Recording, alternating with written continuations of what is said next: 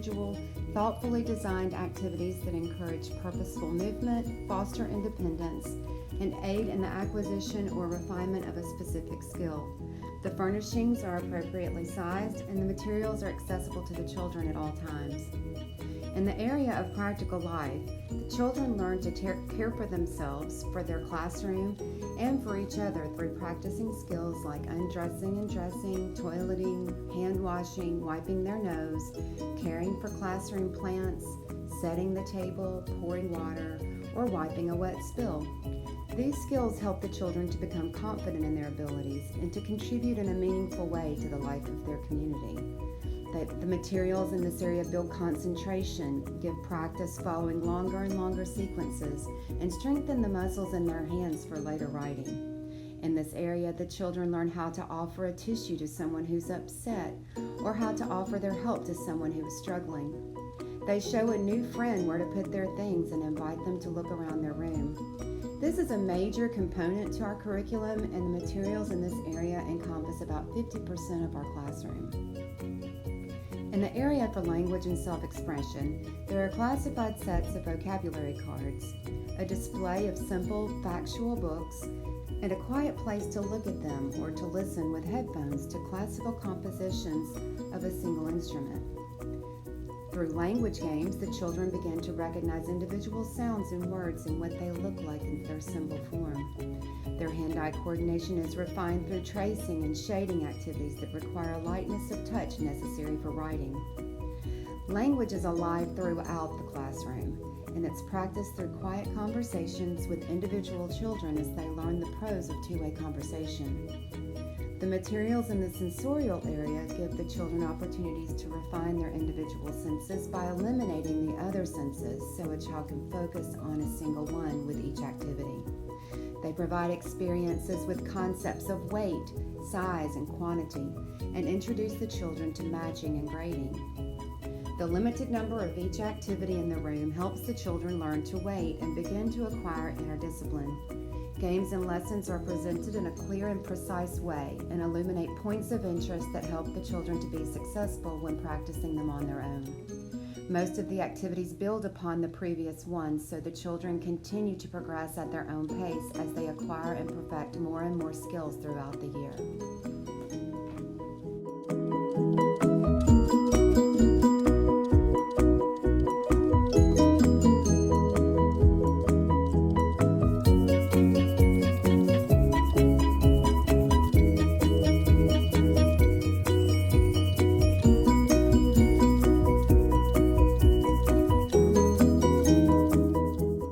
Classroom provides a balance of guided interactions and independence to keep our children engaged. This helps teachers create a supportive and dynamic classroom for positive peer collaboration.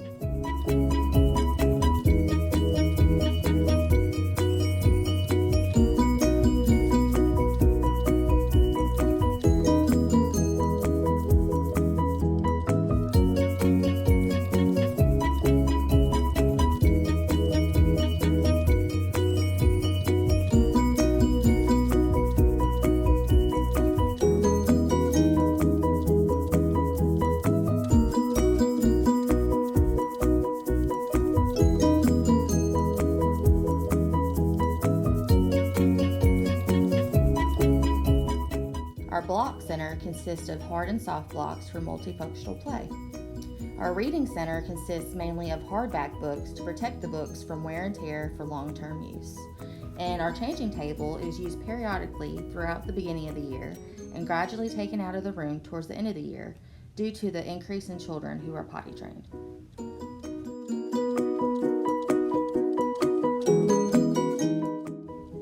Classroom management is an important aspect of the classroom setup. It encourages a safe and secure playing environment for young children. As the children grow and develop, some become role models of the classroom. These children help demonstrate behaviors such as taking turns and sharing. By saying that, each center should be defined and labeled. Having toys in a designated area labeled correctly makes it easier to teach children how to clean up and put toys back in the correct area. Teaching children The number of how many can go in a center allows children to interact and engage socially. It also helps them to build relationships through play and facilitate decision making. After centers are set up correctly, pay attention to artwork, posters, and their wall placement. At least 85% of artwork and posters should be at the children's eye level. When children are able to admire their work or view posted items, it allows ownership of their classroom environment.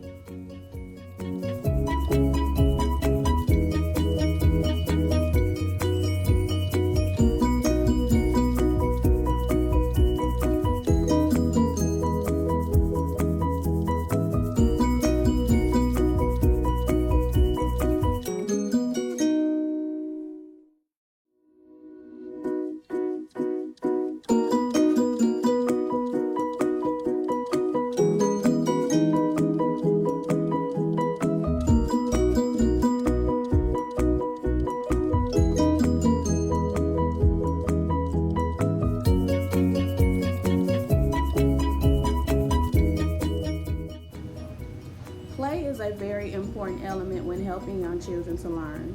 One way to help children to explore learning through play is classroom management. When setting up a classroom, it is very important to set age-appropriate expectations on the very first day of school.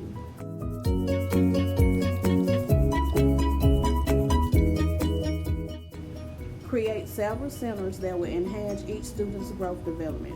The center should be created for individual play as well as group play. Next, think about the locations of the centers. Centers that can often be a mess or have a lot of things that need to be cleaned, such as art, the easel, water, and sand should be near the sink for easy access to clean. You also want to put loud centers together, such as music, blocks, and home living. Then you can put quiet centers along beside each other. Examples of quiet centers include the library, fine motor development, and the writing center. Children learn through repetition. Therefore, a classroom schedule is enforced to help children become familiar with the routine. Making the children feel important is also a big deal. Allow the children to feel responsible.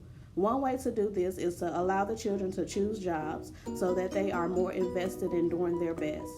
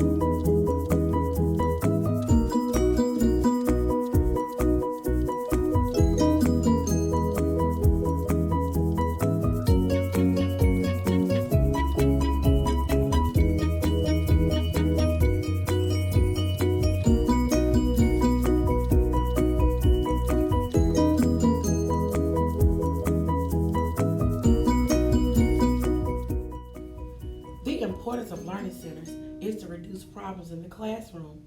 Classroom management is much easier since children are in the area of their choice and interest. It allows the children to understand the social world, develop communication skills, and build relationships.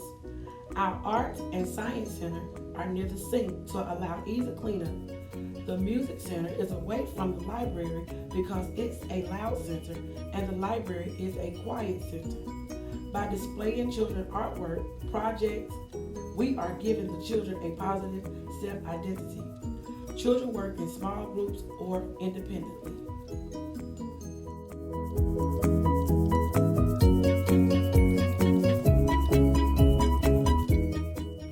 The classroom is set up with health and safety in mind. It is divided into separate areas for sleeping, changing, eating, and playing. The sink is located near the entrance to allow everyone to promptly and correctly wash their hands as they enter the classroom as well as before exiting.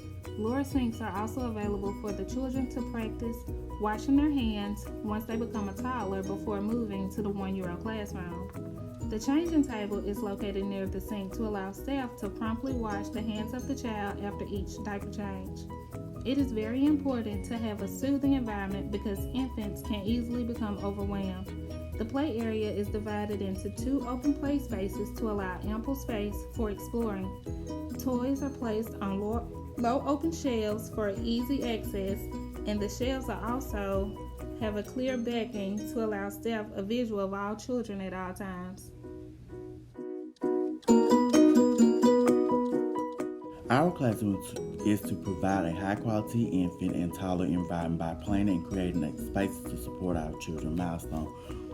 Also, we provide a health and safety classroom. For example, our cribs and hot drills are on the opposite side of the room from our play area.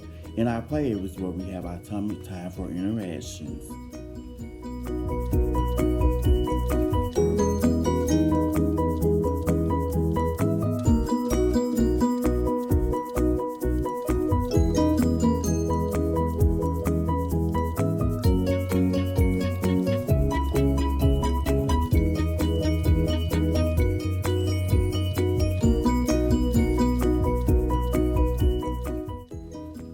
Classroom is set up to scaffold infant and toddler learning. The changing table is positioned directly in front of the sink because if there are soiled clothes, it makes for an easy cleanup.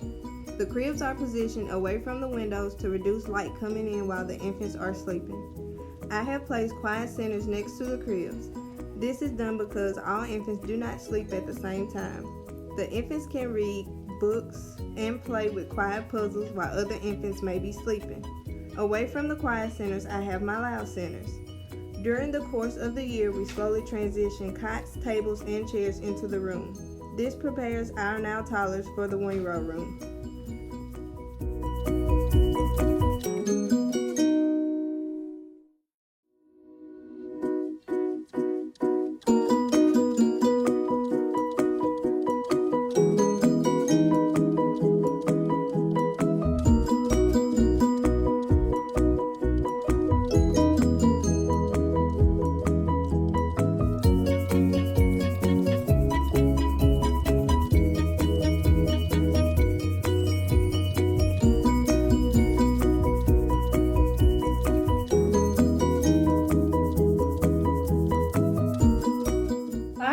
Station close to sink for cleaning disinfection. Also, teacher can see every child in classroom. Art easel by sink. Dramatic play and blocks area are loud areas, so they are far from reading area. Music and movement area is close to the loud area. Math, discover area are grouped together. Reading area is in corner quiet with sofas and soft chairs. Pictures around the room at the children's level. Also have children's artwork and family's picture on wall. Eating area is in the center without a carpet, so it's easy to clean and wash children's hands before after eating. Our 1-speed classroom consists of 6 centers that provide suitable space to help children experience success with a variety of activities. This includes a soft, cozy area for books, manipulative and tabletop toys, blocks and transportation, art, gross motor, and dramatic play behind the block center. Each center has eye-level, low, clear shelves and age-appropriate materials for each child's growth and developmental experiences. Art supplies are located in the closet. We have large crayons, a variety of paints, markers, and dot paints, which are stored in the closet and used throughout the day with adult guidance. Children have unlimited access and positive interactions with adults and peers. We have a diapering area with cabinets to store diaper changing supplies and a hand washing and sanitizing sink to make sanitizing procedures easier.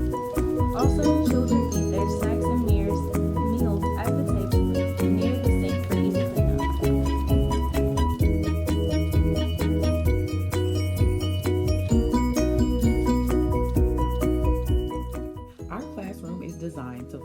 support child-centered discovery learning. We encourage learning, fun, and adventure through developmentally appropriate lesson plans and activities.